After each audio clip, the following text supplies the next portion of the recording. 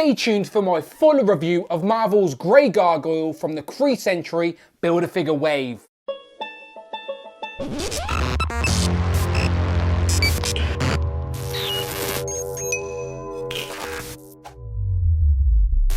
Pow and welcome back to the channel, Dan Who Reviews. As always, my name is Dan W. Make sure you are following me on Instagram at It's Dan Who. Today our Marvel Legends reviews continue with this Captain Marvel wave, aka the Kree Sentry Build-A-Figure wave. And in front of me we have one of the comic book characters from the wave with Marvel's Grey Gargoyle. Now this was an oddball choice for this particular wave, but he is a classic villain nevertheless, and I will be doing a Who Is He segment in this video, hopefully explaining who this guy is in a little bit more detail. But he looks nice in the box, very much his classic look from the comics. No accessories, but we do get the head for the Kree Sentry Build-A-Figure. On the side of the box you get a nice side picture from the comics, and then on the back you get a little write-up, and as always you get a list of all the figures in this wave you need to complete the Kree Sentry Build-A-Figure. Today we're reviewing Grey Gargoyle.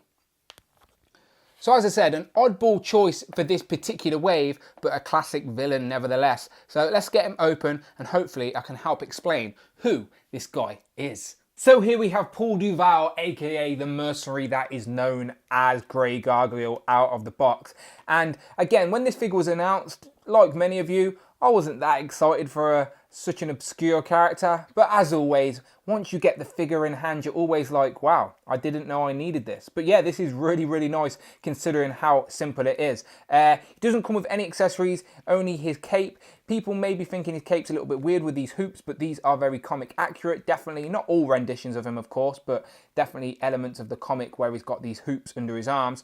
And yeah, the blue and the grey, the little mustache with his little Zorro style mask is all very comic accurate. It's looking very nice. And even though the stone is a bit of a lighter grey, I do like the speckles in it and stuff like that, and I'll zoom in and show you the details in a minute. But yeah, no accessories apart from, of course, the Build-A-Figure head for the Kree Sentry Build-A-Figure. So obviously the Kree Sentry is a robot. So obviously subscribe to the channel, all of that good stuff. Check out all the reviews. I will be reviewing the Kree Sentry last, once I've reviewed the rest of the figures in this wave. So yeah, come back for the review of the Kree Sentry.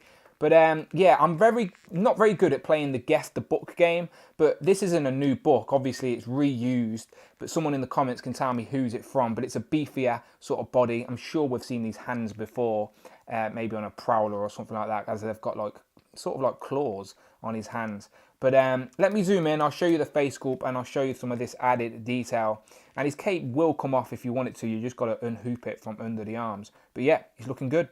And here we have a closer look at the head sculpt, and fair play to Hasbro, they've done a very good job. This is a very comic accurate looking at Paul Duval. He's a French guy, so he has that stereotypical moustache. He's got the Zorro mask and the whited out eyes and his teeth with his evil little grin. But yeah, I really like it with his military style haircut. Yeah, I like it. And even the face sculpt has all the speckles within the plastic, which are quite nice. They do shine a little bit coming off the light. It's definitely going to stand out amongst other Plander figures on your collection. And again, the whole cape has got this speckly design throughout the whole figure. And as I said, the cape will come off. There's a peg at the back. Can you see it there? That plugs in just like many other capes, but obviously has the added detail of the hoops under his arm. So I'm not going to take the cape off because it'll be a pain to put back on, but I'm sure it's doable. But yeah, the rest of the figure, again, the only real paint is the blue on the arms and on the feet, which are decent enough. But the speckly effect is throughout the whole figure. And it's nice. It's decent.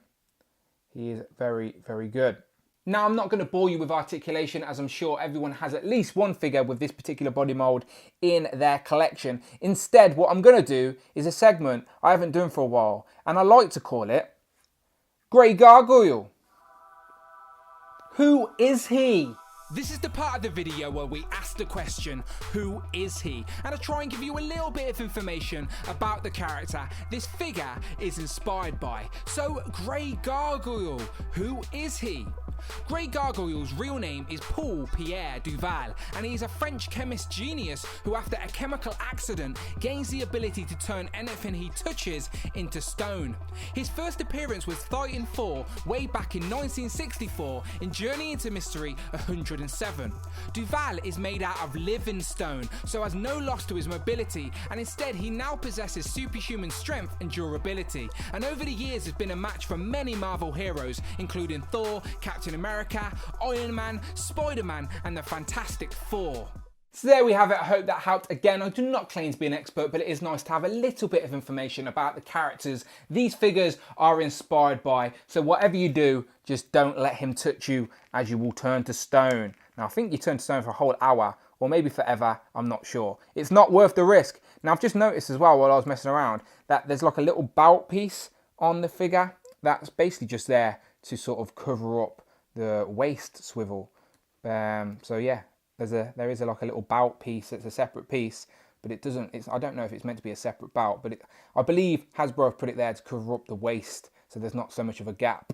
But yeah, just a minor little detail. So let's get this guy compared to some other comic figures that he has come across in the past, as he has been around a very long time. So let's start off with a bad guy that he has definitely teamed up with in the past, and that is Baron Zemo, as he was part, I think, of the originals Masters of Evil. Obviously we need a more classic looking Baron Zemo for our comic shelf, but I still like this one. Now, he has also come across many a hero, including someone like Black Knight. Definitely come across him in the comics as well. Other people he's come across are none other than Steve Rogers, aka Captain America. He was in a team up with Spider-Man, I believe. Famously, he's known for being a classic enemy of Tony Stark and Iron Man as well. But his debut in the comics was trying to steal the hammer from the mighty god Thor. He was trying to claim immortality, I believe, and he was trying to claim Thor's hammer, but it just never worked out for him. But Thor doesn't even fit in my display. I need to get a bigger display stand, but this is the only comic Thor I've got. I believe it's from the Disney exclusive 5-pack. But yeah, Grey Gargoyle looks tiny compared to Thor, but that is just how big Thor actually is.